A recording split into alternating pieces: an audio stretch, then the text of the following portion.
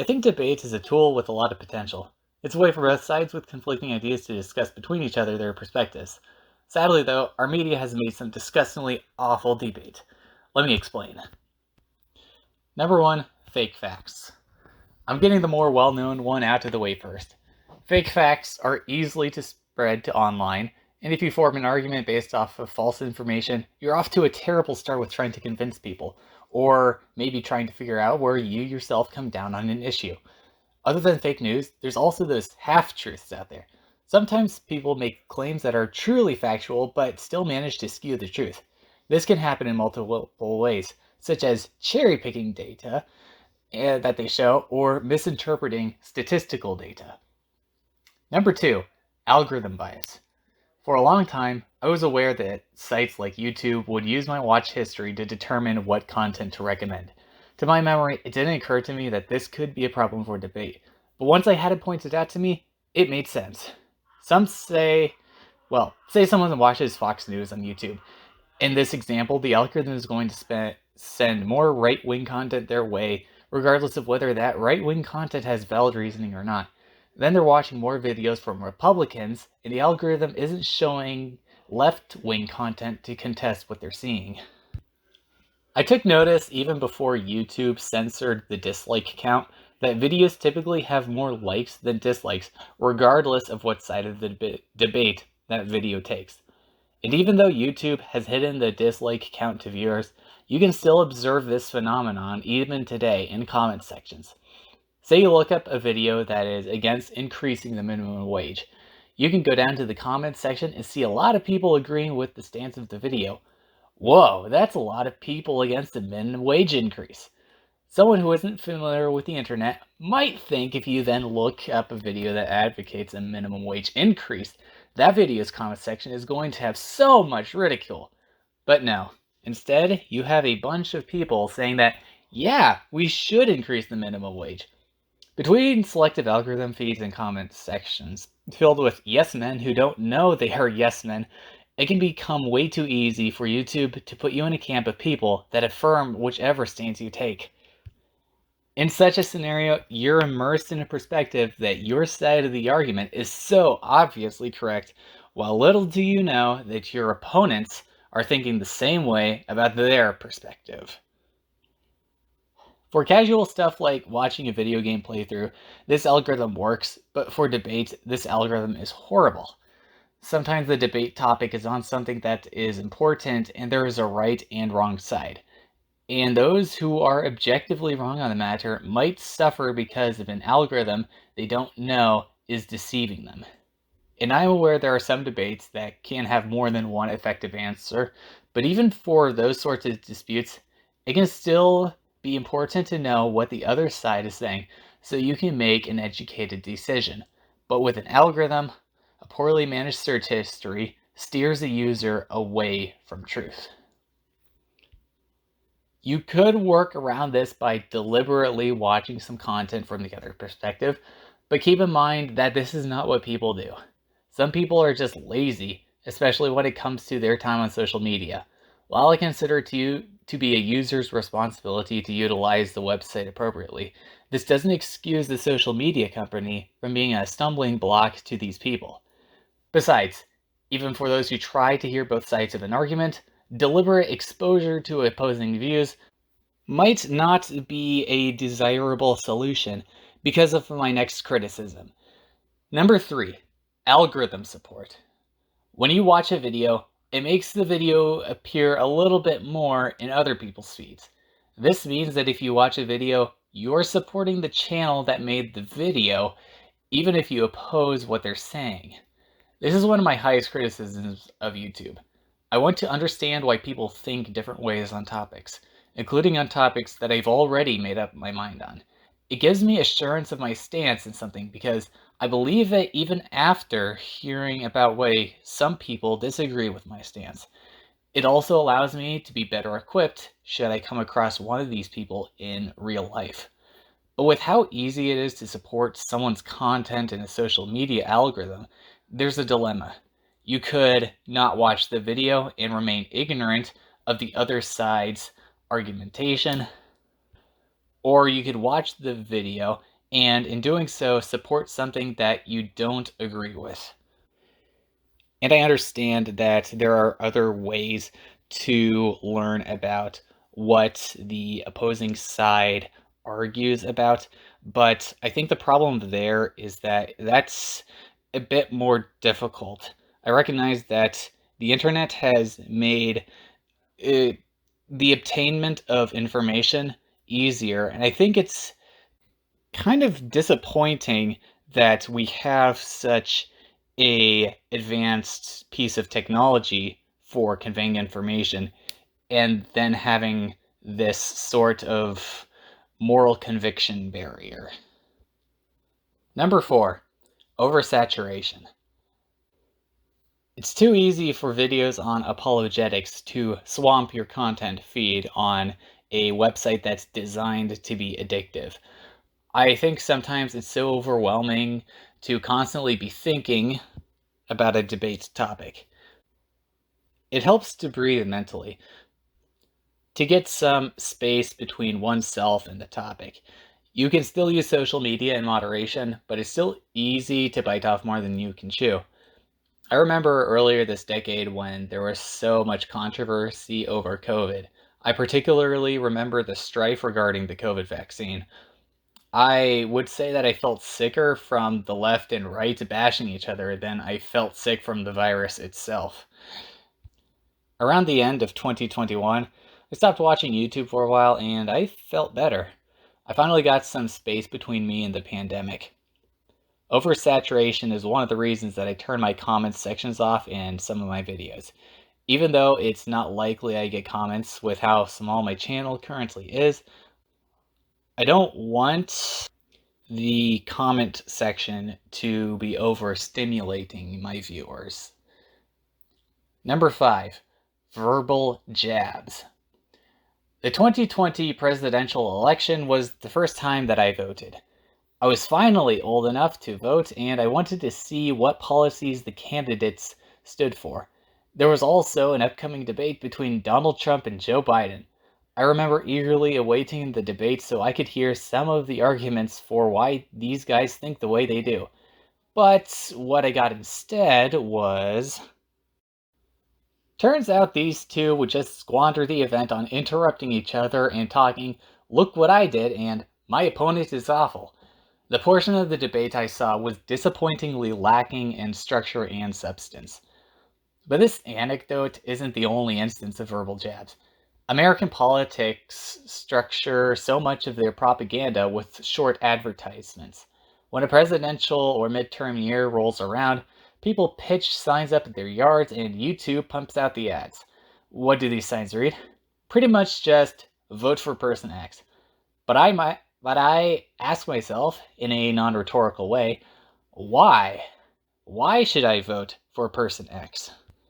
I get a hunch that those yard signs, they're just trying to get people to hop on a bandwagon. So, I also mentioned YouTube ads. A lot of the political ads I see on YouTube are from one side or the other trying to make their opponents look bad. Cue cliche black and white filter on the evil politician and red letters showing what horrible ideology they support. Yet sometimes what the advertiser is vilifying is something that I agree with. I think the way to describe how I vote is by saying I determine my political values and then see what candidate aligns more with my values. So if you tell me not to vote for someone because they're against abortion, guess what? You didn't convince me that abortion is okay. You just told me about someone I now want to vote for. While I do make exceptions, by default, I favor candidates who support the Republican Party on the culture war topics. I've already made up my mind on culture war topics, and even if I change my mind in the future, it almost certainly wouldn't happen from a black and white photo filter. But what about something I haven't come to conclusions on? Something like, say, what services the government should provide. If you tell me, hey, don't vote for this person, they want to turn the healthcare system over to the government, I would probably say, but why? What would be wrong with the government taking over the healthcare system?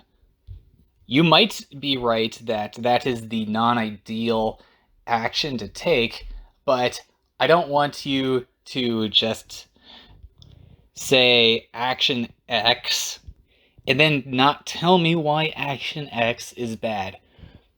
The advertisements people put in their front yards and on social media websites are using a method that does not change my mind. Number 6, toxicity and drama.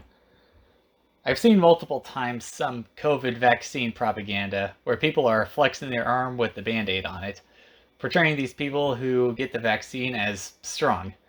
The way I remember it, some Democrats were extremely toxic against people who didn't get the vaccine.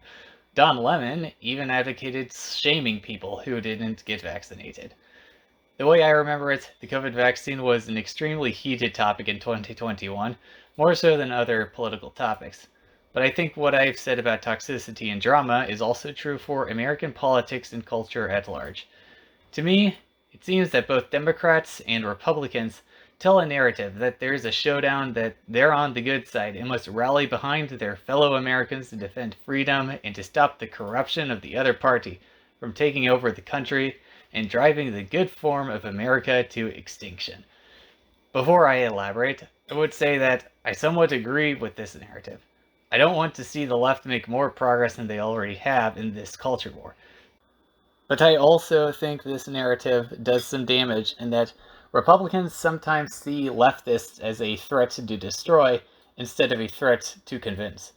Humans tend to be aggressively defensive, including in debate. I've seen a style of video characterized by a showing of a highlights reel of witty retaliations against someone, and viewers enjoy seeing an apologist destroying the arguments of someone they don't agree with. Again, I think leftists are very wrong with some of their perspectives and we should oppose them, but in our culture, I think it's easy to forget that these corrupt leftists are the very same people that we're trying to convince, and convincing people is hard when emotions abound. I think the narrative I described promotes a toxic us versus them mentality. There's opposition to the person and not just the idea. Number 7, entertainment. Soundness of facts and quality of reasoning are crucial to debate, but social media algorithms promote other attributes more. Videos with visually pleasing graphics or cool music or funny one-liners do better in a media market that's pandering to a demographic that desires amusement. I theorize this to be the reason that some channels out there that look like apologetics channels, at least on the surface, seem to get carried away with humor or emotion. Humor and emotion have their place, but it's important to not let these influence our attempts of objective thinking. But there's more.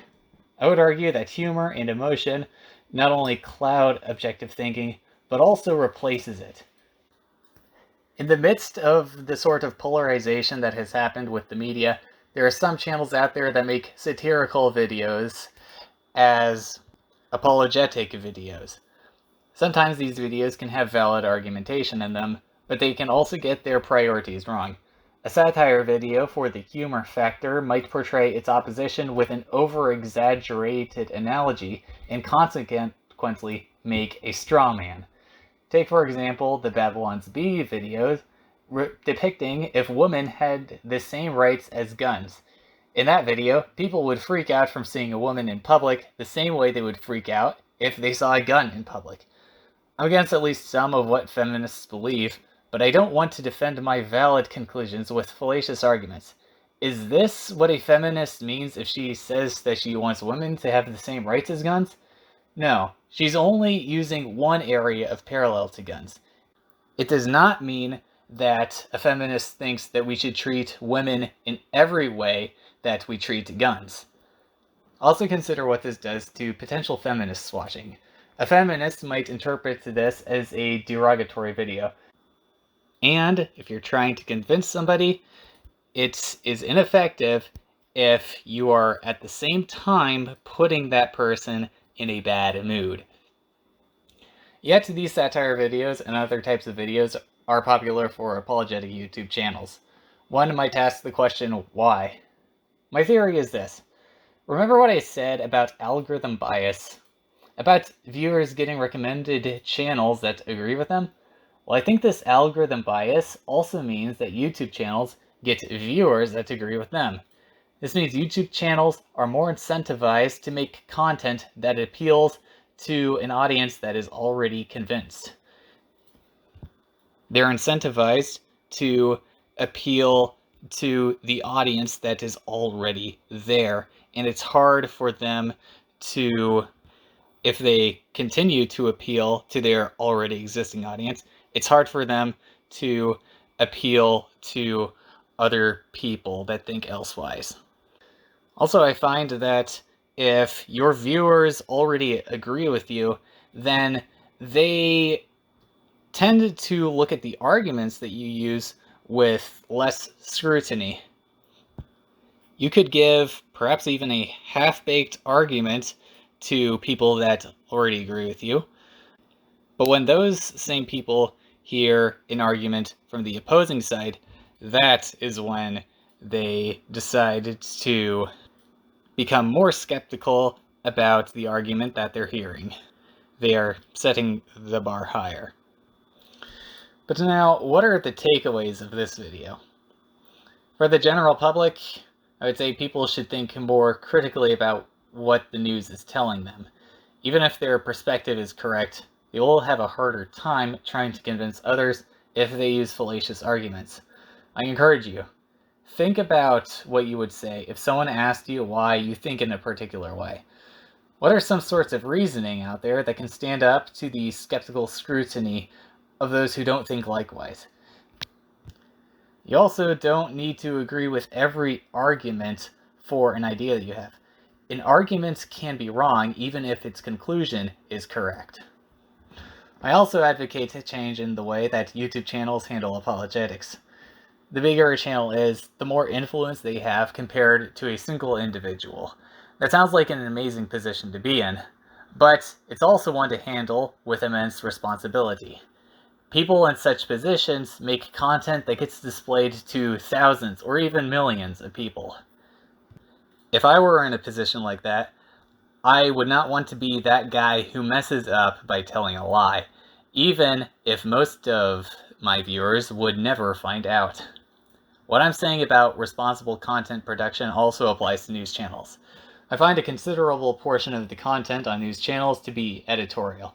When you turn on the news channel, you sometimes get information on current events, but you also get a lot of editorials and speculations from news celebrities telling you how to think about such an event. Thirdly, social media itself ought to change the way it handles apologetics. I'm aware there are huge sectors of social media focused on other things like sports and tutorials. But from what I've observed with the different categories of content, the type of algorithm we see is not a one-size-fits-all. Maybe social media designers should, I'm just throwing an idea out there, make different algorithms for different categories of content. Who ends up changing the way they handle their part in apologetics is uncertain. And something that we can learn from apologetics is that people don't easily change their minds on the hard stuff. So if people are stubborn to change their minds on their thought processes, then they, I would say, are also hard to change the way that their habits are. Convincing an atheist to become a Christian is difficult, and so too is convincing a money-hungry corporation to change something that costs them money. But thankfully, it doesn't require a change from all parties, those being website hosts, content creators, and viewers. Any one of these parties can make a change not conditional on what the other parties do, and such a change, if positive, can affect the other branches of this shabby way of media debate.